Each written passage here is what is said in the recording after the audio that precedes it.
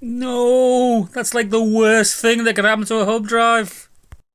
Power cable sheared off right at the end of the spindle. I thought I could fix it. There was just enough to get a little bit of solder on. Then I thought I could use the other drive I've got, but it doesn't actually fit the cassette hub. Well, I tried cleaning it up, and you know what? I actually did manage to solder the wires on, but it was shorted out inside. So, I've had to put a new cable in it. And it was actually easier than I thought. I got the old one out and the new one in only 2 hours. Chopped the old one in the middle so I had a few wires to solder onto rather than soldering straight onto the board. I pulled all but one of the wires out so that it had a bit of strength when I'm trying to pull it through. I got some good leverage with some angled pliers pushing down into the cable into the spindle at the same time.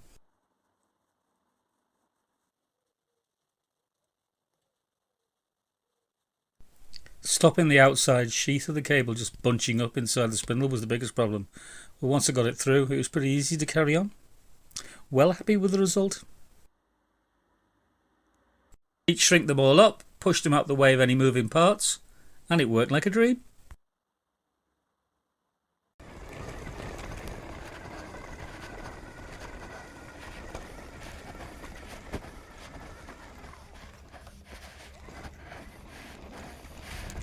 Oh, I'm out of breath after that.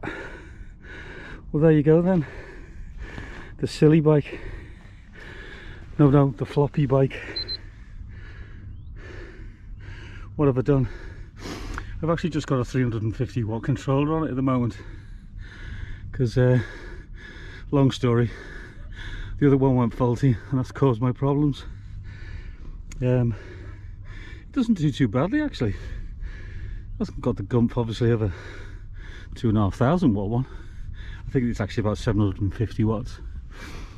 Yeah, as you can see, absolutely crappy repair, but it works, you'll have to say. Got a pair of forks for it off eBay, cheap Chinese crap. I actually built that wheel myself. It was about 2 inches out of play when I started. It's still a bit. Quite happy with that. It's the first wheel, full wheel I've ever built. Oh no, it isn't. It's about the 10th.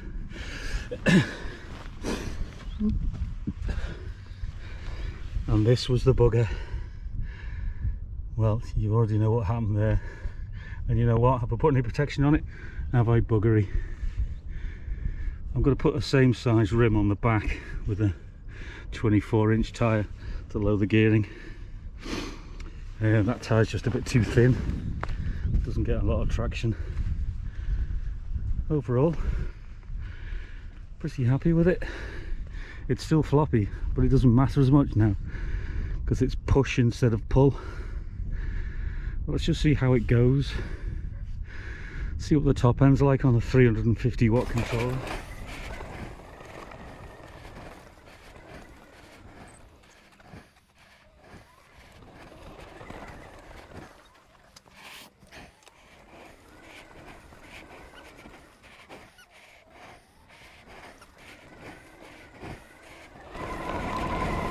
Well, that's it, flat out. Must be doing about 15 miles an hour. That's not good. Beautiful day though. I'm here at 7 o'clock in the morning. Got the beach to myself.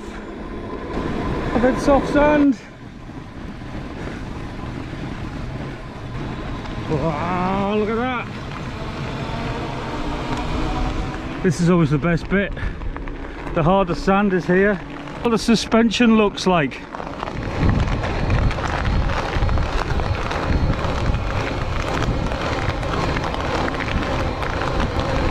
Yeah, it works pretty well.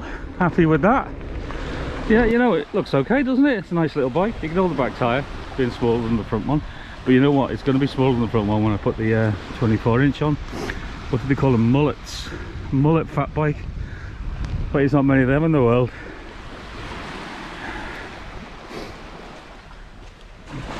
Man, I got mud all over it already. Yeah, so what do you think? Bolted together. I was warned it was creak, hasn't creaked one bit. Time for that to happen though. I haven't got a back brake at the moment because I can't quite work out the distancing. The whole thing's just a bit of crap, but you know, cheap everything, you know what I'm like. But, you know, it works and it's got me down the beautiful beach. You know, I'm kind of tempted to leave this controller on. It's only 700 watts only, but after that debacle of me climbing up Coniston and realising how unfit I am, I've just been leaving the bike to do all the work. I need to get fit. So it's a double gain, isn't it? The battery lasts longer and I actually get some proper exercise. I'm sure that'll last about a week. Next week it'll be fitting the new 5,000 watt controller. Doesn't get better than that, does it? Soft sand on a fat tyre. Okay, let's see if it can get up this. Probably doesn't look much on the camera, but it's actually quite steep and very soft indeed. Now, the old 2,500 watt controller would just tear up that. So, watch this old man pedal. Oh, I'm pedaling all right. Oh my God.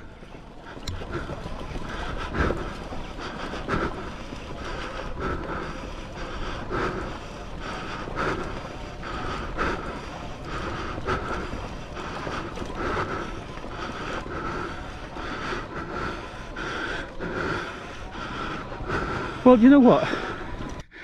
It wasn't bad. It's given me some much required exercise. Now this back tyre digs in. It's too thin. Too thin? Yes, too thin for this soft sand.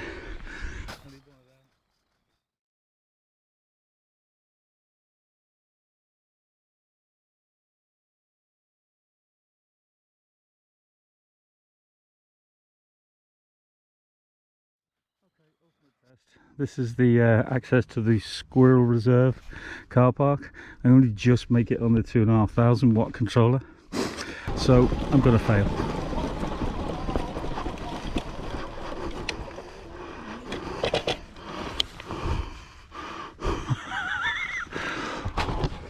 Absolutely goddamn pathetic. That is soft though. I mean, just look at it. It's I don't think I'd have made it on the other controller. Bloody hell, they've locked this gate. Things are getting serious. Well, I can see why they've locked it. The road's been completely covered by the dunes. You'd only be getting a 4x4 through here if you were lucky. That's incredible. The road has completely disappeared. You could have driven your ordinary saloon down here.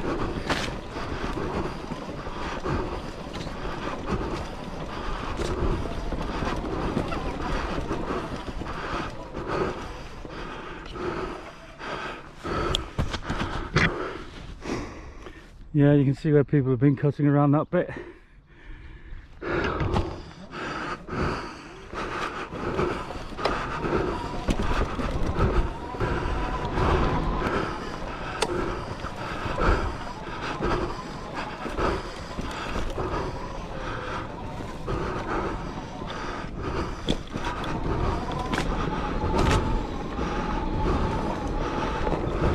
That's the Caravan park. I don't know how they're going to get to that without borrowing their mate's rangy. Okay, can I climb up this? Usual disclaimer, steeper than it looks.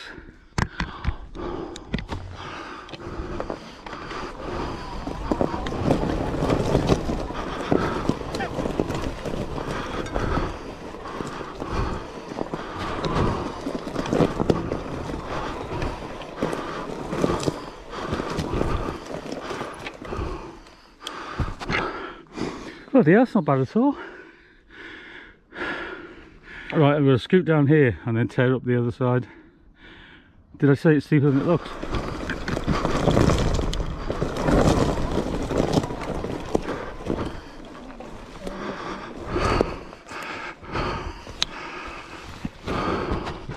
Bloody hell, I'm quite impressed. That is steep, that. Got up it. And only 700 watts.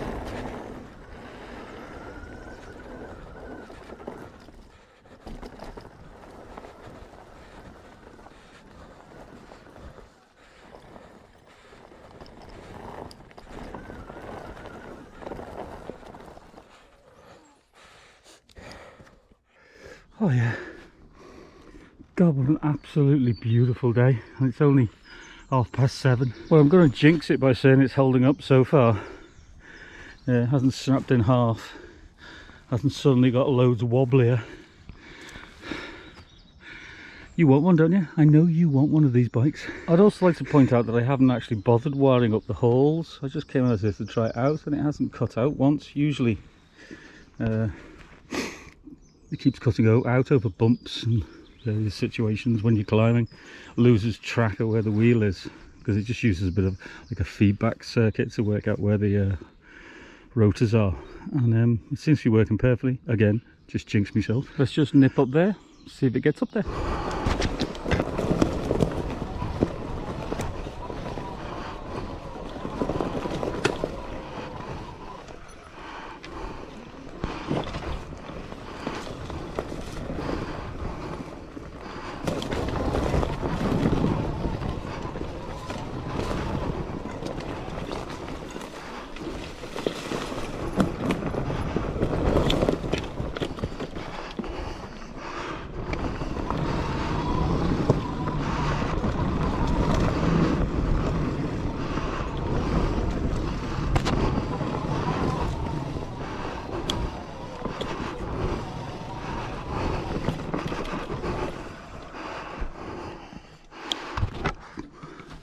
No trouble at all. Okay, here's a test for the sensorless controller mode. Those branches at the top should sort it out.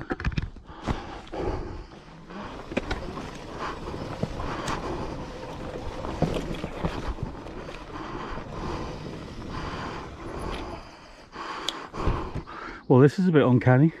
Getting a bit out of breath here. It's not like me to do hard work. I'll try getting up there.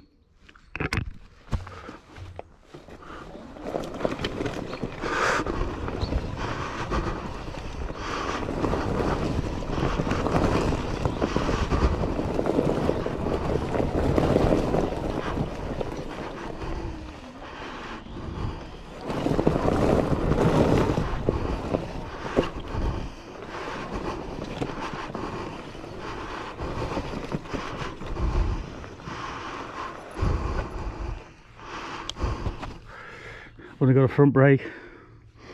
Should I risk going down there? Go on then.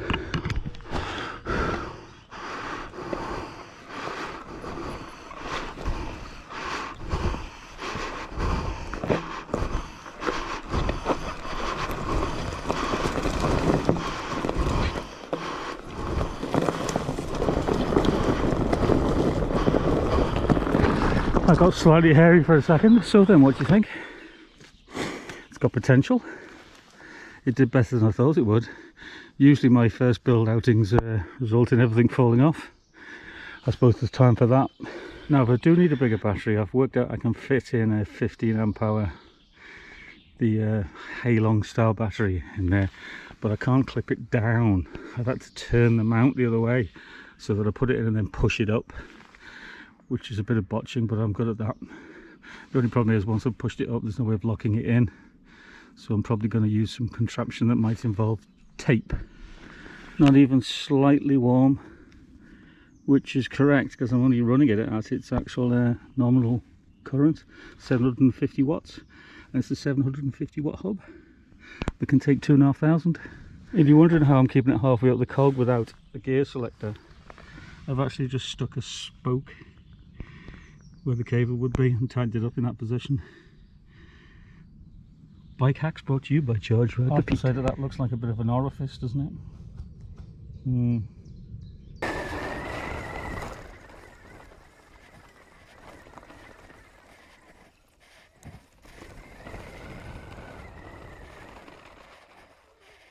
I mean, there's just no way I could make that.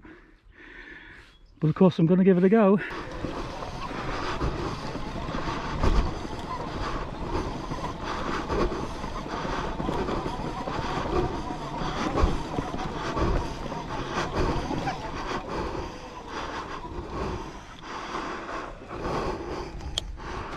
I amaze myself sometimes. I tell you what, that's perfect exercise. Just bursts of energy every few minutes. Not a slog. And you're getting somewhere as well. Top of the world, Ma. I think I've said that before. I love this bit. Look at that. Unspoilt doesn't describe it. Except for all the wind turbines, which hilariously aren't turning. Nope, they only turn for a third of the year. When I say unspoilt, I do appreciate that there's lots of bricks around here which were dumped here after war rubble. So all of these bricks you see were blown up by the Germans, and they dumped it here to support the dunes, which has done a great job. So thank you, Germany. There's a little French poodle here with the biggest stick ever, and he's got to take it to the top of the mountain. Oh my god, he's going to bury it. That's hilarious. Unfortunately, some of the local kids, unfortunately, I mean, who cares really, but they come down here with their nitrous oxide canisters to have parties. I'm not sure if it's local kids, but it's hilarious. They're always trying to get nitrous oxide out of the air, and the young kids are snorting it straight up their noses. Go on, admit it, doesn't that shot make you want to jump on an electric fat bike and tear around the dunes? I mean, there's only, well, about 15 miles of them.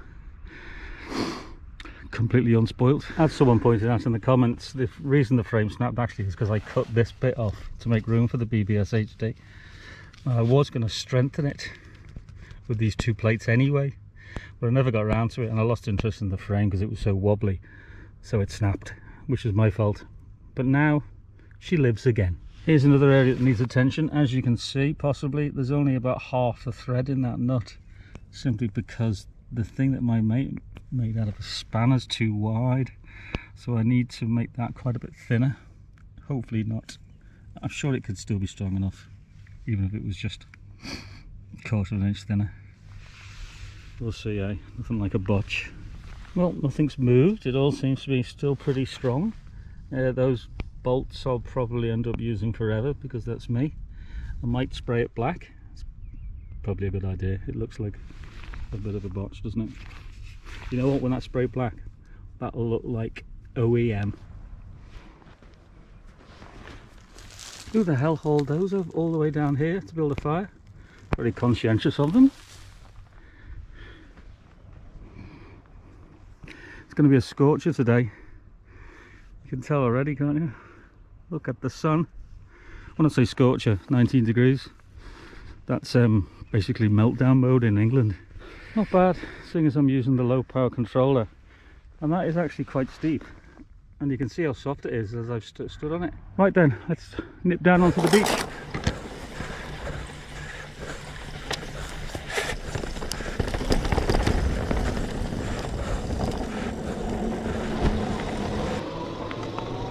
Okay, how much can I do this before I fall off?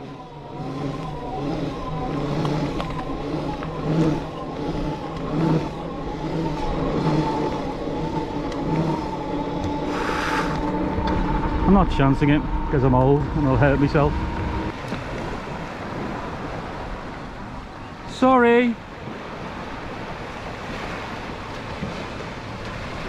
Bird watchers everywhere hating me. See how soft the sand is that I'm riding through it.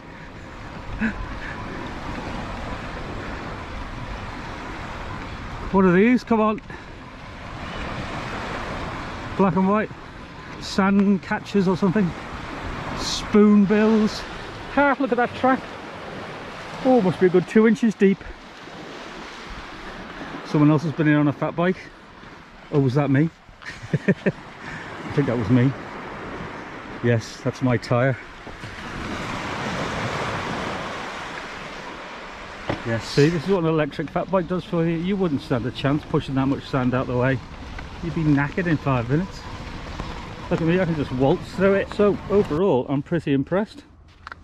And I know I'm talking about using the little controller, but you know, with a 24-inch wheel on the back, the full 2,500 watts, that would ripple on quite nicely. I think it would actually could cope with climbing mountains. So I'm not going back to that road again. Fat tyres on rocky paths. Jesus. But these are much meatier. These are like cheap Chinese tyres, but they're built like brick shit houses. But the front ones are expensive jumbos, Schwalbes, and Stick a drawing pin through them with these. That's why they're always getting flats. Anyway, I'm quite happy with so far. Well, thank you for watching, and I hope I've given you the bug to get an electric fat bike. Find yourself a beach, tear arse around on it.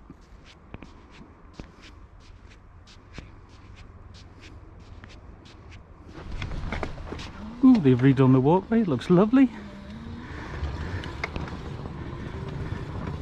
All ready for the summer.